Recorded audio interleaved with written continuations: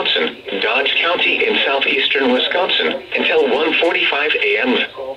At 12:56 a.m., severe thunderstorms were located along a line extending from near Lomira to near Waterloo, moving east at 35 miles an hour. Hazard, 60 miles an hour wind gusts. Source, radar indicated. Impact, expects damage to roofs, siding, and trees. Locations impacted include West Bend, Watertown, Beaver Dam, Hartford, Waupun, Jackson, Mayville, Slinger, Kewaskum, Horicon, Juneau, Germantown, Lomira, Theresa, Newburgh, Hustisford, Iron Ridge, Burnett, Richfield, and Addison. This includes the following location: Horicon Marsh. For your protection, move to an interior room on the lowest floor of a building.